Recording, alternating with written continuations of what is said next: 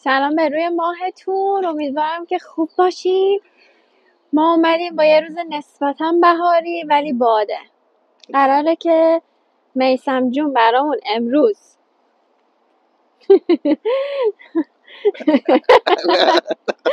قراره که برامون پیتزا درست کنه با یه پیتزای مخصوص نگو بذار ببینم. یه پیتزای مخصوص و سریع، یه پیتزای سریع درست کنم. حالا بریم با هم دیگه بریم از سوپرمارکت سر کوچه‌مون خرید کنیم، بعدش با هم دیگه بریم خونه پیتزا درست کنیم. پیتزای تند و سریع و زنبیلمون هم با خودمون برداشتیم. زنبیل. آره با ما همراه باشی. سرده نیست؟ خوبه؟ بریم. بیاین که بریم خرید. سلام علیک کردیم؟ بله. سلام. خسته نباشی. رخش منو اینجا پارکه. آخ مامان گرگونه. تابلو رو انداختی؟ آره. نظری آماده ای؟ بله. چه میکنم؟ یک عدد نان 2 عدد. اینا باگت های نیم پزه، یعنی باید بذاریم تو فری یکم. شانیون صبحانه هم میخوایم، من برمیدارم. چی میخوای؟ کمی گوجه. گوجه برای چه کاری میخوای؟ کنارش چیزی نمیخوایم بخوریم؟ گوجه خورد کنیم؟ حالا یا املت بهتون میدم یا پیتزا بهتون میدم، این مهم نیست. چیزی نداره. چی میخوای؟ اینگلک نداره. این ایکای دم خونه ما یه ده کوچولوه. ایکای دم خونه ما میگم کوچولوه. آدم ها به هم دیگه برخورد میکنن. آفرین. میثم چه میکنه این بازیکن؟ فروشگاه محلیه دیگه. اینجا بهش من یه پاکت بیارم فلفل دلمه‌ای. این بازیکن داره تمام تلاش خودش رو میکنه که امشب به ما شام خوشمزه بده. 1 عدد قرمز و بگو که چی به چیه. فلفل دلمه‌ایه. سپر ماده است، خام باید بخوریم. اینه که 3 تا پایه دارن، اینه که 4 تا پایه دارن نر همیشه پختش خوبه. نر ولی چلی پخته میشن خوشمزه. مطبوره نمون که تمدارشو بگی. اینا در واقع گوجه پوره شده است، بعد به صورت سس و گوجه خورد شده است. این طعم داره. خب میثم چی میگی؟ میگی پیتزا رو نمیشم نمیشه؟ آره داری میگیری؟ آره این نوشابه اصلا خوب نیست، برای سلامتی هم خوب نیست، قند داره، هزارت کوسه درمان دیگه هم داره. پیتزا و ساندویچ نمیشه بدون گازدار خورد. بنابراین ما سعی میکنیم یه دونه چیز سیدر برمی‌دارم یکیه، هیچ فرقی نمیکنه. شیرینیش کمتره. چی میگن؟ شربت گلابیه با گازدار. شربت گلابی گاز. دنبال چی؟ همین پیتزا؟ اونی که اون دفعه گرفته بودی رو بگی، اون خیلی خوب بود. اما اونو نداره اینجا متاسفانه. خب اینجا محلیه دیگه، کم کوچیک‌تره. این دوتا رو گرفتیم. پیتزا برای چیزی که من باهم درست کنم. بریم ببینیم شف چی کار میخواد بکنه. خب بذار بریم مرور کنم. آماده ای؟ رده؟ نون صبحانه رو گرفتم. نون صبحانه چه ربطی به پیتزا امشب داره؟ محصولاتی که پیشم بودیم. اون بقیه محصولات رو داریم تو خونه. بقیه محصولات؟ سوسیس داریم؟ سوسیس نداریم؟ نداریم. خب بله. باشه اینجا این بعضی از چی میگن قفسه هاشون وقتی تخفیف میذارن اینجوریه. اینا تاریخاش داره زود میگذره. البته برای کاری که ما میخوایم به درد میخوره. اون یه ذره سوسیسش سوسیس نیست. این چی؟ اوکیه؟ چی هست؟ بالو کربه؟ 70 گوشته. اوکی. خب تو تخفیف هم خرید کردیم. چه حسی داری الان؟ اصلا برنده شدم. اصلا بلیط هم برد. خب خریدمون تموم شد. بریم که حالا نگفت. نه خمیر رو میخوایی چیکار کنی؟ خمیر تو خونه داری؟ یعنی آرد داریم تو خونه. چی شد چرا برگشتی؟ والا ذرت یادم رفته بود از بس که استرس گرفتم جلوی مدیا. ذرت یه بزرگ بردارم یا 3 تا کوچیک بردارم؟ صدا کوچیک برده که هزار داشته تا باشیم کوچیک که اگه یکیشو باز کردیم مثلا دوتاش بتونیم از بسته، دوتای یکیش دیگهش بعد حداقل دوباره استفاده. مثلا لبو فکر کنم این مال ایکا بهتره، مال خود ایکا مال رو ایکا بگیر. نبود؟ نه این برند دیگه است، مال برند خود همین فروشگاه. خب چه حسی داری؟ خب بچه ما خرید کردیم، حالا میخوایم بریم خونه. آقا مثلا حرفی سخنی امشب باید درست کنم؟ عجب. نه ما سیستم غذا درست کردن اون اینجوریه که وظیفه هیچ کدوم نیست غذا درست کنیم واقعا. هر کی آره هر کی گوشه کارو گرفته، هر کی وقت کنه اون غذا درست وقتم میکنه. نکنیم من بیرون یه چیز سفارش آره میدیم، گشنه نمیمونیم ولی سخت نمیگیریم به خودمون آی چی درست کنیم و جا موندیم. بچه ها میدونیم من که از علایقم اینه خونه های مردم رو نگاه کنن، ولی یه چیزی رو خیلی سعی میکنیم تو غذا رعایت کنیم و اون این که زیاد برنج نخوریم. آره اون خونه‌ش رو نگاه کنیم. نگاه نکن بهار خانم. خب چیکار کنم دوستان، خوشم میاد برم خونه هاشون چجور چیدمان شده، دارن چیکار میکنن یعنی چی؟ دیگه، ولی دیگه نمیشه دیگه، احترام میذاریم. بفرم. خب بیایم بریم تو که کار داریم. خب زدیم کارو بعد از خرید اینا رو شستم، میخوایم کار یواش یواش شروع کنیم برای پخت پیتزای سریع و به طرف سلیقه‌ای دیگه، موادی که بهش میزنن. حالا من امروز تصمیم گرفتم که گوشت نزنم بهش، از سوسیس و کالباس و فلفل دلمه‌ای گفتم سلیقه‌ایه. مثلا من امروز یکیشو میخوام چیزم بزنم، پستو. نه آناناس. آها آناناس میخوام بزنم روش، چون بچه هم تو ها دوست پیتزا داری آناناس خوردی خیلی خوشمزه است، من اگه دوست دارم. نخوردی حتما امتحان کنید. خب بچه ها گشنمه، منتظرم که نظری به اون غذا بده. خب شما حالا که گشنتی میتونی یه کاری بکنی چه کاری بکنم؟ که سیر بشی، فرو روشن کن. آفر روشن کنم سیر آره فکر میشم. میکنی داره غذا زود آماده میشه، این یه بازی روانیه دیگه. آخه من عین این بچه آره ها میخوای پای فرد وقتی فر رو روشن میکنم میشینم جلوی فر عین این. خب من فلفل دلمه‌ای میخورم. بچه فلفل دلمه‌ای ویتامینش خیلی زیاده، از پرتقال هم ویتامینش بیشتره، مخصوصا قرمز. آره به خصوص اونی که رنگنامه قرمز رنگه خیلی هم گرونتره دیگه، به خاطر اینه، به خاطر ویتامین C بالا. آها بچه ها میسم دوباره رفت بیرون. آره در نهایت سس دوباره پستو یه چیز یادم رفته. سس پستو نداشتیم رفت گره و نمک هم نداشتیم رفتش گرفت. میسم خب اینو داشتش که تو گفتی نداره، اینو بالا دار. پیتزا زیاد دوست نداره، چرا دروغ میگی؟ در نهایت شاید یه بیت کوچیک بخوره. شما میگی داره میگیره کارهای خلاف عفت چیه؟ بچه ها یه چیزی جالب براتون تعریف کنم، البته جالب نیست ترسناکه. ترسناک؟ آره دیگه شب مهمونی، اگه اون ولاگ مهمونی رو دیده باشین، حالا من دیگه نشدیم کسی نبود فیلم بگیره تو اون لحظه، من داشتم پنجره رو میبستم بعد روی میز شمع روشن بود، چشمتون روز بعد نبینه، یه جوری موهام آتیش گرفت تا انتها که اگه یه ذره دیر میسم موهای منو خاموش کرده بود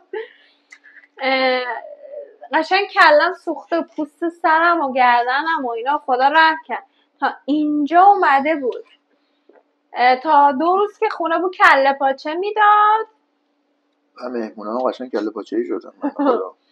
برای بچه ها خیلی ترسیده بود، خیلی ترس. من که خودم ندیده بودم ولی یکی از بچه ها رو زمین نبودن، یکی از دوستان میگفتش که من فکر کردم تو محلتون چهارشنبه سوری گرفتن. عزیزم چرا ما تو نمیدونی من چپ دستم روی میشینم. خب میرفتی اون ور. نداره. خلاصه که میسم اینجوری آدم یکی 2 دستی داره میزنه تو کلم. مثل پلنگ. ولی اون دوستم که برگشت گفت فکرم چهارشنبه سوری آتیش روشن کردن تو کوچتون. من باید همچون آدمایی نشست و برخواست میکنم. خودش میدونه کیه. من خودم یک آن دیدم که بهاره چقدر نورانی شده. چه حاله نوری دیدم اطراف بهاره. بعد خیلی هم سریع رفت بالا چون مو کراتین داره. آره خیلی مورد. من خورد میکنم از این خانم میخورم. بهش بگید گوش نشم. تو که پیتزا دوست نداره، غذا توی یخچال هست، خب اونو بخور شما. عزیزم جان عزیزم فیلم مثبت 18 نکن. عزیزم شما همه رو داری تست میکنی. من نخواستم و خودش داد. چون ولی آشپزی یکی از کاریه که خیلی من دوست دارم. بهار میدونم تو آشپزی من خیلی آروم و با طمأنینه کار میکنم، برعکس همه کارهای دیگم. مثلا اینکه این کار خیلی دوست دارم. نظر من یه هنر خیلی قشنگه، حالا حیف که من بهره ازش نبردم زیاد. اتفاقا یه چیزی براتون تعریف میدونم میخوای چی تعریف کنی ولی نامردیه.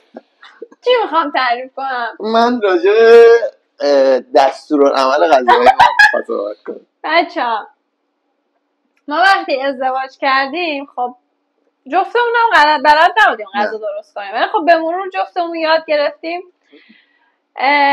ولی یه چیز جالبی که میسم داره، خب غذا درست کردن یاد گرفت ولی هر دفعه که غذا درست میکنه مهم نیست چی، ممکنه مثلا خب ما جفتمون عاشق استنبولیم، هر دفعه استنبولی درست میکنه طعم اون استنبولی با دفعه پیش و دفعه قبل و دفعه بعد فرق میکنه و همه دفعات بهش میگم که بابا این چقدر خوشمزهشه، این رسپت رو نگه دار، باشش هم نگران نباش، ولی دفعه بعد ما یه مزه جدید میخوریم. امکان نداره. ولی این نکته که بهار میگه برای خود منم یعنی خیلی واضحه، به خاطر اینکه من آدمی هم که تنوع رو دوست دارم و آشپزی. تو همه چی تنوع دوست داری؟ به حاشیه نکشیم بحثو. آشپزی یکی از جاهاییه که تو میتونی این تنوع رو توش خیلی خوب به کار ببری و مزه ها رو ترکیب کنی. از گاهی بچه‌ها نگاه این نقاشی و رنگ کردن میمونه به نظرم، این موسیقی میمونه، تو سبکای مختلف و سازهای مختلف با هم ترکیب کنی. بنابراین یکی از کارهایی که من دوست دارم به خاطر همین. پس من میام هر سری که غذا درست میکنم رسپتشو، یعنی تو یه رسپت پایه که قطعا داره ولی میام چیزهای جدید بهش اضافه میکنم و متاسفانه اینا رو نمینویسم. من مادرم خیلی ولی خب هر دفعه یه طعم میده و هر دفعه هم خوشمزه است. اون که نظر لطف توه ولی آره من همین الان پیتزا رو دارم درست میکنم قطعاً با دفعه قبلی فرق داره. مثلا این دفعه قبل حتما یه کاری کردم و یه طعم جدید استفاده کردم. دفعه قبلی سسشو خودم ساختم ولی این سری نه، این سری سس آماده گرفتم. پیتزا سخت‌ترین مرحلهش خمیرشه. هر وقت ما پیتزا درست میکردیم من خمیر رو آرد و خمیر رو که می‌خواستم درست کنم از صبح آماده می‌کردم میذاشتم تا ظهر، مثلا 4-5 ساعت این قشنگ ورز بیاد و خمیر به قول معروف جا بیفته. من یه روزی گفتم که خب این باگت‌های آماده و نیمه پز اینجا هست، گفتم که بیا از اینا استفاده کنم و پیتزا رو بپزیم. الان بهتون نشون میدم من چیکار کنم. ببینید اینا باگت‌های نیم پزه. خب میبینین که یکم سفیدتر از حد معموله، یعنی روش کم برشته هم خب سفید، یعنی جا داره که بره توفه. من اینو یه بار گرفتم، بعد این باگت ها رو اومدم و وسط نصف کردم، بعد توشو باز کردم. حتی میگم روش ابداعیه، شاید خیلی خوششون نیاد چه کاریه چه حرکتیه زدی. این خمیرش رو در آوردم. ما باگت ها رو بچه توشو خالی کردیم، از وسط باز کردیم. این باگت رو برعکس روی داخلیش رو میخوابونیم اینجا. خب بچه منم اولین بار دارم میبینم. ولی خوردی قبلا درسته؟ خوردنشو خوردم. آره، چون تست کردم. بعد ما وردنه میکشیم که اینو فقط بازش کنیم. خب این اولین نون ما میشه در واقع. زندگی منو نون کرد. باور کنید نونی زمین نریخته. بخور خانم گوش نمیشه. منتظر غذا. بچه ها جان. ما گفتیم جفتمون عاشق استنبالی. یه دفعه من اینجا از سر کار می اومدم، بعد تو راپله بوی استنبالی اومد دمش. اما هم گفتم وای خدا رو شکر که گرسنه‌ام بود خیلی. بعد چیکار کردم؟ اومدم خونه، من کلید انداختم، در رو که باز کردم، در باز کردم اون لحظه دیدم که فیسم همینجوری عین آتیش میپرید بالا میومد پایین، میپرید بالا میومد پایین. چی شده؟ یهو دیدم که خودت تعریف کن. من عصبانی شده بودم و علتم داشت. علتش یه قاشق از اون شروع آمدی. علتش هم این بود که برنج من شفته شده بود. از نظر من برنجم شفته شده بود. خیلی دور بینی. برنجم شفته شده بود، بنابراین من همه اون برنج رو خالی کردم رفت و بهار لحظه‌ای رسید که داشتم با اون برنج بدرود میکردم و خداحافظی. بهار سر رسید. بچه‌ها این سس همون پوره گوجه که بهتون گفتم، اجازه بدید من بیام بگیرم از نزدیک شما ببینید. ببین حالا ما طعمدارش رو گرفتیم که بسیار خوش طعمه، خوش عطرم هست. در واقع بهتره از این استفاده کنه آدم دیگه، تا میدونه کم خیلی خوشمزه است بچه‌ها. من خب من این یکی رو میخوام دیگه اون پوره گوجه رو نمیزنم، به جاش این ترکیب نشتی میزنم، پستو. شکل شبیه این سبزی دلارای شماله اما مثل اونا شور نیست. میره پیتزا رو پاشش میکنیم روش. همین پیتزاش این یکم درشته، منو یاد پیتزا فروشی داوود انداخت. یادته بابا؟ آخه آقا داوود مرد، خدا رحمتش کنه. امید نمیدونم میشناسید یا نه. توی این پیتزا داوود من بچه بودم، بابام ما رو همیشه میبرد. توی نوفل شاتو بود درسته؟ بله تو نوفل شاتو قدیمی ترین پیتزایی. آره بعد از اینایی بودش که صندلیاش پلاستیکی بود، بعضیش هم چوبی بود، توی کوچه گذاشته بود. خب خیلی باحال بود. من خیلی آقا رو دوست داشتم. خیلی حال میداد وقتی میرفتیم اونجا. بسیار خدا بیامرز بی‌حساب بود. من اولین بار با بهار رفتم اونجا. بعد خب اندازه پیتزاشو دیدم توی منو البته. بعد رفتم و سفارش دادم، گفتم که 2 تا پیتزا. منو بهار بود. بعد یه نگاهی به من کرده، نگاهی به بهار که گفت یه دونه بستتون. من یکم ناراحت شدم حقیقت و گفتم که چی کار داری؟ تو دلم گفتم، البته چون آدم گنده مونده بود ترسیدم ازش. گفتش که یه دونه بستتونه. من یکم ناراحت شدم، چرا به تو چرا 2 تا بخوری؟ خلاصه بعدش فهمیدم چرا میگی یه دونه، چون قبل از کالباسا هم می آورد برامون. آفرین، یه ترکیب کالباس و پنیر رو خرد شده و پنیر می آورد توی ورقه آلومینیوم، توی ظرف ورقه آلومینیوم گذاشت جلومون و ما خوردیم و یعنی در واقع همونو خوردیم. یکم گرفت ما رو. بعد فهمیدم که خب این به خاطر اون میگفت که یکی کافیه. من به مرحله چیدمان اینم چی میگن؟ نهایی. آره نهایی. ولی ما محض احتیاط تو یخچالم غذا داریم که اگه این سوخت اونو بخوریم. نه سوختنش که نمیسوزه. خب این داره میره تو فر، آماده شه که بزنیم بربدم. میذاریم. تمام. حالا بهاره میشنه پشت فر و از پنجره به درون خیره میشه. خیلی هیجان انگیزه. خب این 1 2 3 دیگه چقدر گفتم گوشمه. شما شاید بشید 7 رو به من غذا نخوردم. چه زندگی تو برای من ساختی؟ غذا تو یخچال هست جانم، گرم کن اونو بخور. فیش پیتزا ندم به نظرتون. امیدوارم که از دیدن این ویدیو تا الان لذت برده بوده باشید. آره بچه‌ها. و دوست داشته بوده باشید. حالا یه روز براتون کوفته تبریزی درست کن. کوفته ریزه تبریزی. آره چون کوفته تبریزی بزرگه. در واقع این کوفته زنجانیه، یکم ریزتر از کوفته تبریزیه، ولی بلدم اونا درست میکنم. وام نمیره مثل اون بفرمایید شام چند سال پیش نمیشه. تو غذای خوشمزه به نظر من غذای مامان پس همه مامانا قبوله یا؟ آره انقدر من برای غذای مامانم تنگ شده. عطر غذاهاشون یه چیز دیگه ای بود واقعا. با ساده ترین امکانات و با ابتدایی ترین مواد خوشمزه ترین غذا رو برات میتونستن درست کنن. مثلا خیلی وقتا میشه من در یخچال رو وا میکنم یا بهار مثلا فکر فرو میبینیم که آقا چی درست کنیم با این مواد چی بود. اصلا مامانای توی ذهنشون این بود از قبل که مثلا با اون مواد سریع و خوشمزه و نمیدونم مامانا کلا دست و پا دارن انگار براشون اوکیه غذا درست کردن.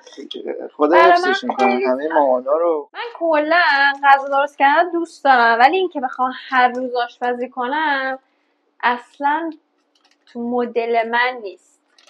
گفتم ما آشپزی رو زیاد سختش نکردیم، یعنی کلا کارهای خونه رو با هم به تقسیم بندی رسیدیم دیگه. جانم یه چی داشتم ببخشید من چون نه داشتم برای بچه‌ها چیز ضرب می‌زدم. آها از اون بود. خب دو روز چیت دیه. چرا چیت دی؟ برای من چیت دیه. 2 روزه دارم میخورم. اصلا این واژه‌های بیگانه و غربی رو کی وارد فرهنگ ما کرده؟ دیشب ساعت 11 شب ما گرسنمون شد. خب من کاچی داشتم، کاچی گرم کردم جاتون خالی کاچی خوردیم. زرد ساعت 11 شب دقت کنید 11 شب ولی خوردم چون که گشنم بود. امروزم غذای خامه‌دار خوردم. خدایا از سر تقصیراتم بگذر. هیچ اتفاقی. الان هم پیتزا بخوریم. وقتی تو بعدش چای سبز میخوریم میشوره میبره. اصلا من چایی هم نمیخورم. مثلا میخواد سیدر بخور سیدر. ولی واقعا 2 تا از لذت‌های بزرگ دنیا خوردن و خوابیدن. بله منم خستم از سر کار اومدم. آرام خسته الان 2 تا لذت رو میخواد با هم تست کنه. اول بخوره بعد یکم بره بخوابه. خیلی زمان بره. من همینجوری میشینم. میشینه. من مهمونم که داریم میشینه منتظر غذاش. حالا اگه مهمونه مثلا دوره همین خودمونی باشه میام میشینم اینجوری پای والا خودمونی هم نباشه 100 دفعه از من میپرسه آماده شد غذا به نظر غذا آماده میام شده. میشینم نگاه میکنم. اصلا غذایی که با فر درست میشه نیست دست من نیست. نمیتونم باشه ارتباط برقرار رو گاز میشه زیاد میکنی کم میکنی میدونی کی نیست. ولی غذای فری بچه 19 دقیقه است. آرزو کنید 19 دقیقه. خب امیدوارم که همتون به آرزوهای قلبیتون برسیم. ما هم تو اونا. اولین آرزو که خب سلامتی بره هم. سلامتی، دل شاد، خوشبختی، لب خندون، جیب پرپول، آرامش، آسایش، کشور آزاد، ایران قشنگ. بله. و 19-20 دقیقه تموم شد. دیگه نمیتونید آرزو کنید. دیگه تموم شد. میثم جان چه کردی؟ آی کاری نکردم جان. متاسفانه اونجوری که ما می‌خواستیم پیش نرفت اوضاع و دیگه مجبوریم با تک تخم مرغ رو که سر کنیم. نه شوخی کردم. ببینیم چی شده. تخم مرغ هم می‌ذاریم سر جاش. و جی ترد شده. او چه هیجان انگیزه. جای همگی خالی. این آقا میگفتش که جای همه مردم ایران خالی. آره راست میگه. کلیپ ما دیدیم یه لقمه غذا پخته بود. حتما دیدنمه. حالا جای همه مردم ایران با یه لقمه پیتزا خالی. دیگه همینی، ما بریم غذا بخوریم که والا من از گشنگی دور از جانش هلاک. خب مراقب خودتون باشین. با یه ویدیوی دیگه میایم سراغتون. تا خدافظی کن دیگه. آها خدا نگهدار. تا یه ویدیوی دیگه مثل که خودش گوشه در بود. مراقب خودتون باشین. یادتون نره ما رو لایک کنین، سابسکرایب، کامنت و به دوستاتون معرفی کنین. به امید دیدارتون.